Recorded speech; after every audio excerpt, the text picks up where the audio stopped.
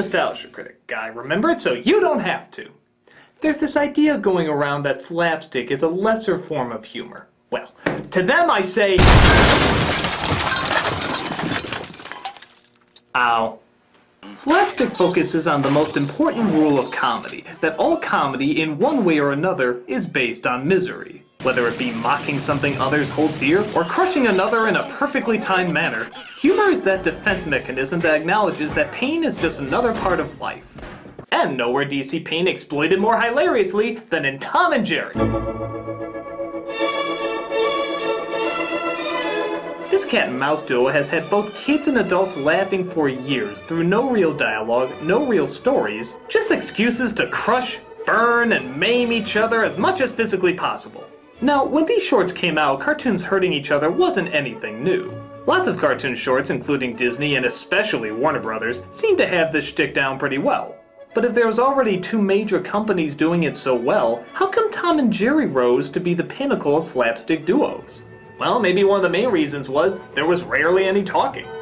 I mean, there was an occasional line from one or two other characters, but Tom and Jerry themselves usually kept quiet, perhaps allowing less time to devote to motivation and instead more time to devote to the physical humor. Warner Brothers is great, but half their comedy was the words they would say to one another in between the violence, and that worked wonderful for them.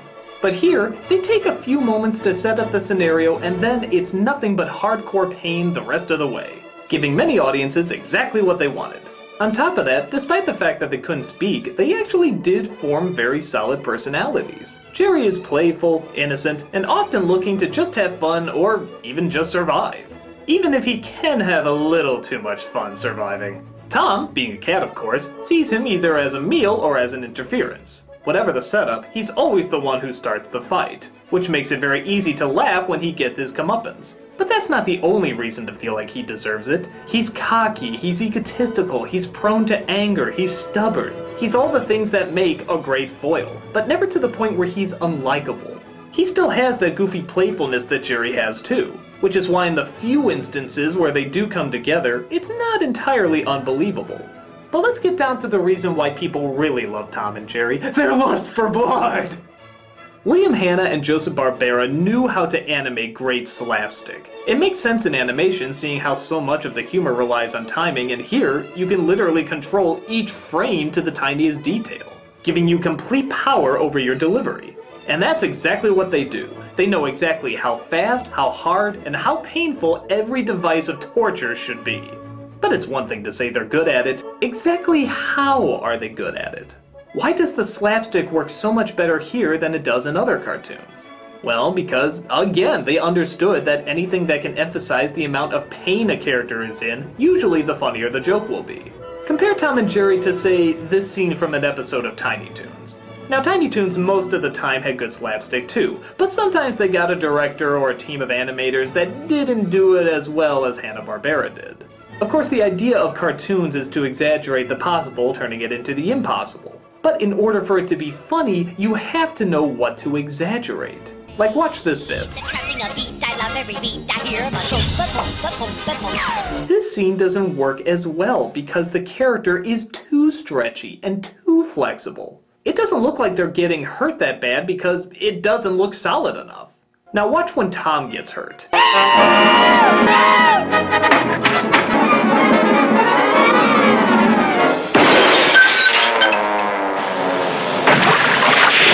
This works so much better because even though he's being distorted, he still feels solid. And the area that they do manipulate complements the weight of the item that's causing the damage. It's like when you have a jar of Play-Doh. Yeah, it's stretchy and not too hard, but when you smash your fist down on it, it leaves an imprint, so you can tell it's still solid. And the same can be said here. The objects usually leave an imprint on Tom. Now, if I was to smash my fist down on the Play-Doh and it was to stretch all over the place, that would be too distracting, and thus we couldn't connect with what we were seeing as well. The animators of Tom and Jerry knew that the more you feel how solid they are, the more you feel the pain. The same could be said for the sounds they make. In the early days, when they were still trying to find their niche, Tom and Jerry, especially Tom, looked much more like real-life animals, and even sounded more like real-life animals. Now that's not as funny because it's not as relatable. The only thing you think about when you hear that sound is a real-life cat getting hurt. What sick fuck would enjoy that? But when you add a human yell to it, suddenly it's more funny. And yes, every single one of them is done by William Hanna.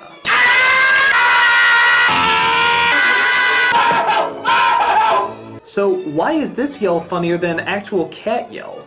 Well, on top of the surrealness factor, the idea of hearing a man's voice come out of an animal's mouth, as people, we understand a human being being hurt more than we do an animal. Animals don't communicate with us the same way we communicate with each other, so naturally we'll be able to find the humor easier with something that acts more human despite the fact that they look like an animal.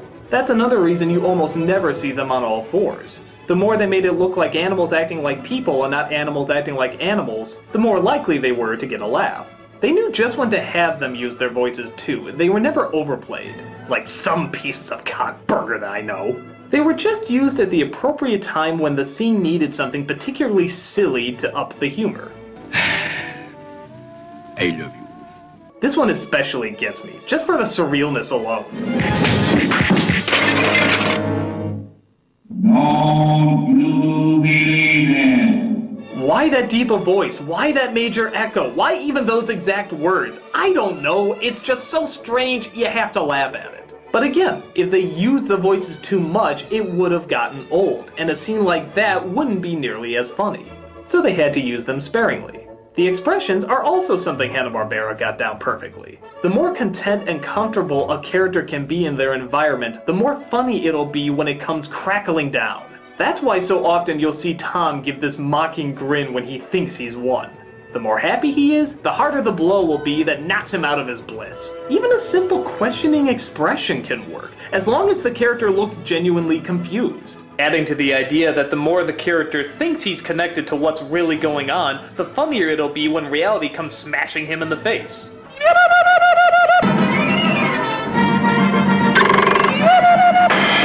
And the longer they keep it, the more it'll build up how painful the payoff is gonna be.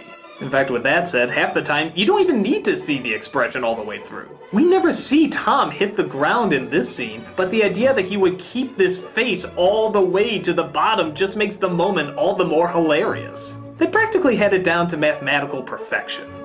So if Tom and Jerry were so good at what they did, how come they're not as popular now as they were back then?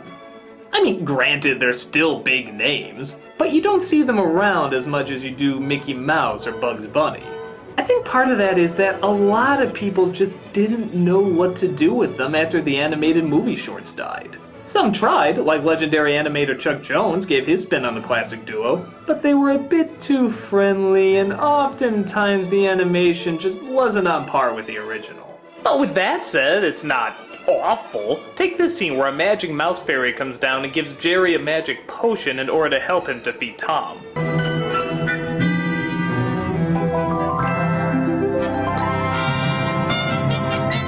Any series that has a scene like that has some understanding of what made Tom and Jerry work.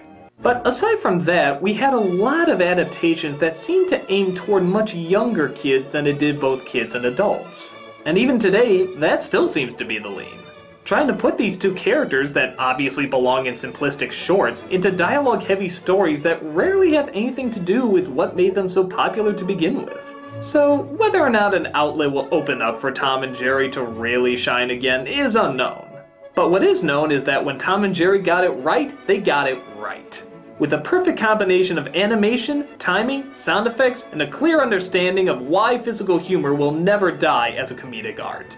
This is why, though not as popular as they used to be, their names will not be forgotten anytime soon. They didn't break any barriers or change the way animation is done, they just did what they did so well, and that was simply being funny. And as long as we keep orphan girls with Indiana Jones fathers and ice cream cart rapists out of the picture, I can assure you that Tom and Jerry will still be relevant names for years to come.